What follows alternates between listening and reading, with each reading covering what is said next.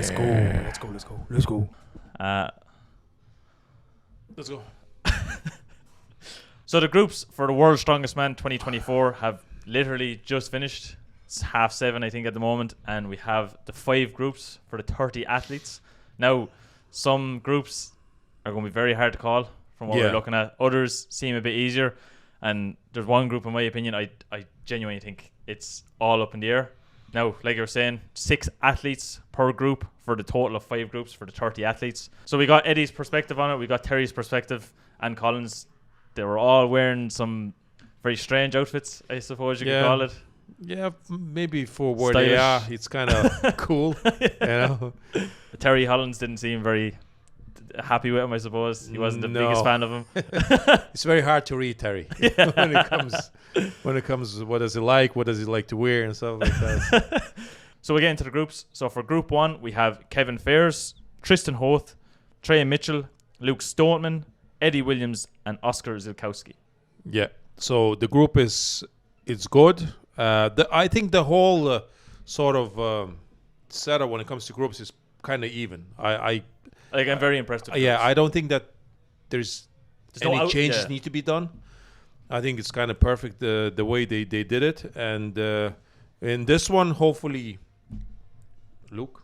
Yeah, Luke. In my opinion, I think it's probably Luke, Trey, and Eddie. Yeah, it's all up in the air. It's hard to know who's going to go to the stone. It's very hard to know with Trey. Trey, Luke are favorites to go through. And I think it's going to be a big fight for the first position in that group between these guys. I think, really, if Luke Stoneman gets into 3rd position, I think he'll win the stone off. I don't no matter who he's going up against. The same with Trey. Eddie as well. Eddie is probably good as well when it comes to the stones. I have seen him lifting stones on his Instagram and things like this. He's not afraid to lift a stone. But I think he just for him to get to that 3rd position, it's not going to be easy.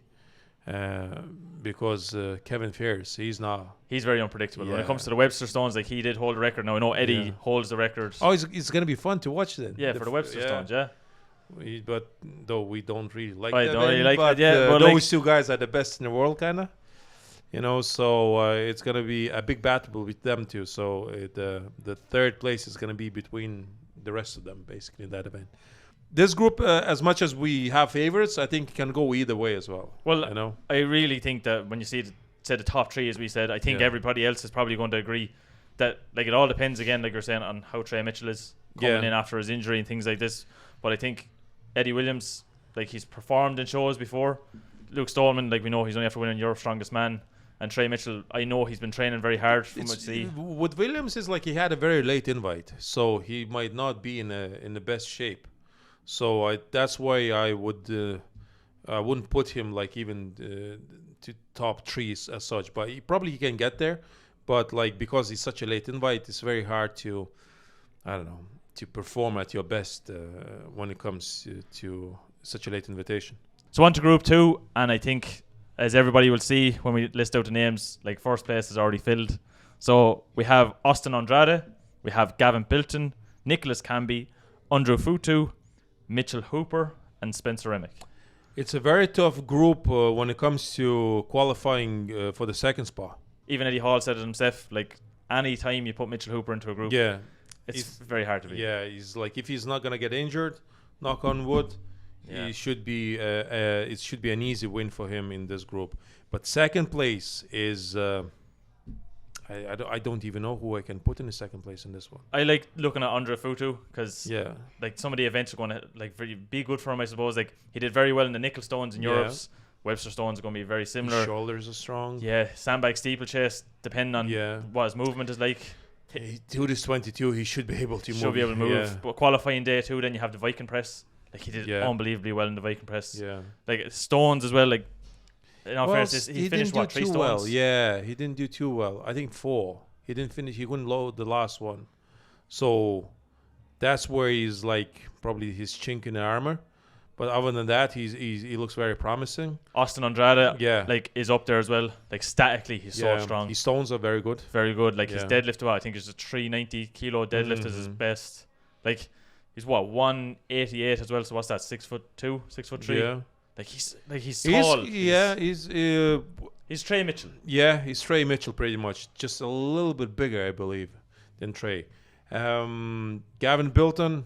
He hasn't been performing as Yeah. good as he usually would. Like, Gavin is very hard to tell. Like, anytime he's competing in a show, you're going to have him in the top half of the athletes. Yeah. If you're talking from Gavin from previous years, like 100% you'd have Gavin up there. But Yeah. it's just whatever has been happening to his performances of late, it just doesn't seem like Gavin Bilton used to. Spencer Remick. Spencer Remick. Like, he's competed multiple times with Giant Slave and things like this. Yeah. Again, this is what I'm saying. So Mitchell Hooper, you can nearly guarantee to go in first, and then it's just second and third. It could be anybody.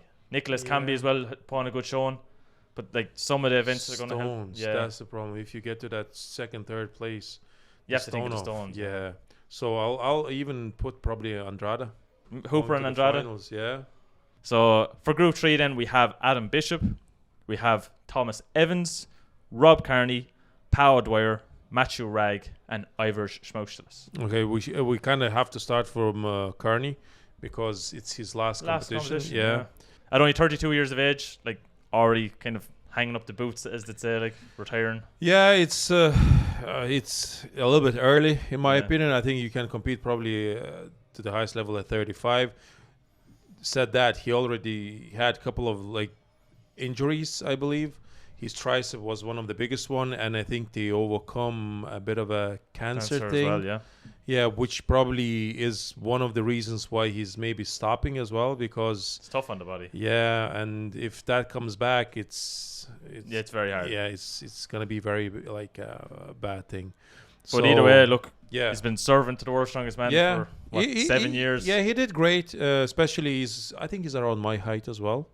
So he's 5'10", and he achieved pretty remarkable things when it comes to strongman. Athletes, yeah. So there is no shame of ending career, and everybody knows his name. He did great things in our sport, and if he wants to hang up his boots after this one, yeah, he'd be a good commentator anyway. It's like, as far as, like, he's very well spoken. Arnold, did he do commentating at the Arnold this year? Yeah. Like, it's going to be a very easy transition for him. Anyway. So when it comes to Group 3, I think, well, from what we agree, I think there's two athletes that are standing out, and that's Matthew Ragg and Ivor Schmaustelis. Yeah, we don't know about Adam Bishop. We don't know how training went for him. He's a bit under the radar for us Yeah, because he really focused, it seems like, on getting ready for the world's strongest man. And we don't know how his triceps is. It still like kind of like not great after the surgery, or did he manage to strengthen that area? We have the Viking press. So with the Viking press, that's why he's always losing a lot of points, So I don't know. Will I put like Ragg and Schmaustelis again, just for sure qualifying for the finals? Because Adam can do pretty well. Like his deadlift is good. He's pretty fast on his feet as well.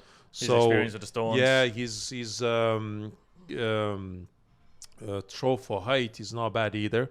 So he has car walk as well. Car walk is pretty good. Yeah, so I wouldn't rule him out. Yeah, I wouldn't know. And even with Evans, like Evans, so he's a bit of a dark horse. Yeah, he's a bit of a dark horse, and the bicep situation though. That's the biggest question when it comes to him. And then O'Dwyer, there's no actually a favorite guy who's a dominant guy in this group. So anyone I think can finish anywhere pretty much, So on to Group 4 then. So we have Marcus Crowder, Kane Francis, Rauno Heinle, Pavlo Cordiaca, Evans Nana, and Evan Singleton. Mm-hmm. I can say probably that Evan Singleton is the favorite. As long as he can keep the head.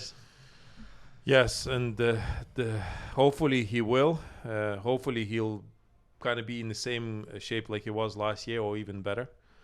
And hopefully he'll top the group with ease, because second place and third place is wide open. Again, all these guys are kind of on the same level.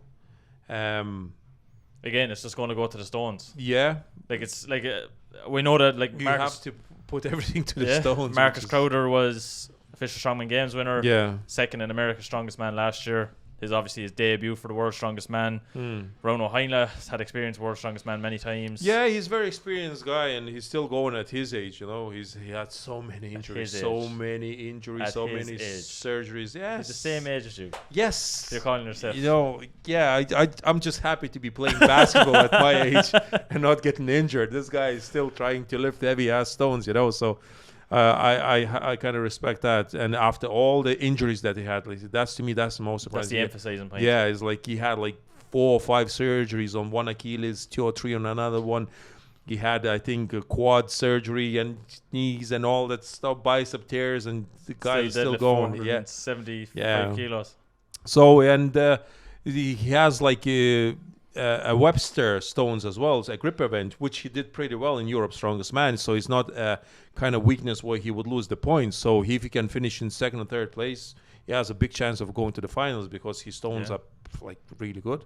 When it comes to other guys, Kordiaka, possible Evans Nana is very athletic. Look, I think this group is probably the one that's up in the air. Look, it's one of 2 that are up in the air that you can't really judge. It depends again how Evan will look. You know, is Evan coming in ready? Is Evan coming in again like hot and I don't know what, ready to go? You're ready to go and to excited, just all over the place a little bit, or he's coming in a bit more focused and a bit more conservative when it comes to his wasting energy. You know, so he should win the group with ease. And that 2nd spot for the finals is wide open. On to the final group. So we have Group 5, and starting out Group 5, we have Wesley Derwinski. We then have Nathan Goldtree, Tom Roskowski, Jaco Schoenwinkel, Tom Stoltman, and Bobby Thompson. Tom Stoltman? Yeah. Probably your favourite to win the competition. What else can you say? Even if he finished in 2nd and 3rd place. Yeah, he's going to win the stones. Yeah, you can beat him in the stones, so he's the one who's going to go through the finals. You'd expect Bobby Thompson to do well as well. Bobby, yeah. But Bobby, previously in years, he's had struggles with the stone off against Brian Shaw. Yeah, he did, yeah. Jaco Schoenwinkel last year knocked out Brian Shaw, but he then ruptured his ACL or tore his ACL. Yeah. So like, the question with the Schoenwinkel is, like, did he needed a surgery for it? And most likely it's an ACL. You do, yeah. So you have to have it. I know like a couple of guys always were talking about trying to rehab it and stuff like that. I don't think they can rehab that. So you kind of have to just if you want to compete at sports, you have to get it done. So and it's a long rehab as well. It takes a lot of time to come back from it. So is he fully recovered? That's the biggest question. I was actually looking at his Instagram. He seems like he's lifting heavy weights again, and he's moving pretty well. So he's one of the guys as well to probably looking to be qualifying for that 2nd spot in this group. But see, the thing is as well, the stones. Like I'm not familiar with the stones. Even they were saying that in, like, when they're announcing the groups, it's like he's this kind of an enigma as such. Like, you know, he'll come in and he compete, but he doesn't compete that often. Now I obviously know because of his ACL he can't compete as much. But we know Bobby Thompson is good at the stones. He's good at the stones, yeah. Look, you can't rule out the other guys. You can't rule out no, Derwinski, you can't. Goldtree, Roskowski. It's like I just don't. Me personally, I don't know enough about him to say like how they're going to compete in the. It seems like coming into this World's Strongest Man, we have like four or five guys who are really, to me, ahead of the herd, and these guys should go to the finals with the knees, in my opinion. Like 4 guys for sure. Like Tom Stone, Mitchell Hooper, probably Evan Singleton if he doesn't make any mistake. If he won't make any mistakes, then like Luke most likely as well. Trey Mitchell, yeah. With Trey, it's like it's tough. Yeah, he's the 5th one, but he says apparently from what we heard from was saying that I think Terry Holland said that Trey is fully prepared and he's healthy, so he most likely he will go to the finals. But the rest of the 25 guys, they have to battle out to get to that another 5 spots, I think. So in the last video, we talked about the 30 athletes and the events. Now, it was a very short video because it was late and I wanted to try to get the video up. We finally have the groups. Like we were saying, we probably expected it maybe a bit earlier in the day for us, but 7 o'clock our time, we got to see what the groups were. Yeah. I think they did a very good job with the groups. Yeah, very good job. Like, there's some groups you can say maybe 1 or 2 guys, and then there's other groups that literally it's up in the air. Anything. And like, I think that's what you want with World's Strongest Man. Like, you want that excitement. You want, like, and I see a lot of comments as well in the last video. Like, from what it seems, a lot of people aren't happy with World's Strongest Man over the last few years. And I can understand where they're coming from. A lot of them, like, even with the live coverage, there was a good few people giving out that there's no live coverage and other shows are able to do it. Yeah, but that's like... That's to do with TV. Yeah, with the finance. That's a lot to do with the money. And even someone left a comment on our last video saying why it's always competition held in America, and a lot of Americans are invited. It's just because they probably have the best deal. The fan base. Yes, the fan base, and then the traveling, the location. Probably if you go to other country, there's a lot of other factors. You have to bring in the TV crew, which costs a lot of money, and like America is kind of probably one of the most easiest options when it comes to organizing World's Strongest Man. I don't see a big issue with it because it's the sports that probably, when it comes to strongman sport, the biggest sport is in America and UK. UK just doesn't have the weather to pull World's Strongest Man off. So other than that, I don't see, like I said, any issues with America organizing World's Strongest Man even every year. To me, it doesn't. Yeah, like it's like you're saying, like especially with the UK, like the US and the UK. Yeah. We even see ourselves with the top geographies for people to watch the videos. It's always the UK and USA. Yeah. And if you were to host in the UK, like now, like UK is going to be very similar to Irish weather. It hasn't stopped raining for about 7 months. I think we got a break for about 3 days. Yeah, like 5 months in a row, there was rain every day pretty much. And then we had 3 days of sun, and now it's back to raining. Eating ice cream. Yeah, so it's hard to pull that off. Yeah, so like I can understand, and like you made a very valid point. It's understandable if they host it every year in the US. Like I can imagine they're after getting a deal for the last 3 years of Myrtle Beach. Yeah, I don't think that the local guys, American guys, they're getting a big advantage because of it, because like America is so big. So if you travel from LA to Myrtle Beach, to me it's kind of the same thing. And so it doesn't like that. If you see every other show is kind of held in the one location. Yeah. World's Strongest Man. I know it's the World's Strongest Man, and like before they would have traveled around to different spots. Yeah. But me personally, I don't see any. I don't, because like Big Z went to America, I went to America, I won competition. So it doesn't matter that you're coming from Europe and you're winning. To me, it doesn't. If you're good, you're good. It doesn't matter that you need to travel to compete in any competition. So anyway, those were the 6 groups. We'd love to know what your opinions are down below. Like, are you happy with the groups? Do you think some groups are a bit weighted compared to others? Like, me personally, I think they're very good. I don't see that argument though. I really don't. We tried to give our opinions as well on who we thought was going to leave the groups. We'd love to know as well what you think at home, because I think everybody is going to have some different opinions. There's some groups now, I think everybody is going to be thinking the same, but like what I think was a group 4, like group 2 and group 4, like anybody at all could leave the group. So that's why I'm looking forward to this show. Like, probably most excited I've been for World's Strongest Man in a long time. Yeah. Anyway, let us know in the comment section down below what you think. If you made it this far in the video, make sure to press the like button. If you haven't already, make sure to comment down below. And if you're not subscribed, please subscribe. We're hoping to get a good few subscribers over the week. Fingers crossed. And if you are subscribed, make sure to press the bell icon. It'll keep you up to date with everything as Lalas Brothers. And we'll see you in a future video. See you later, guys.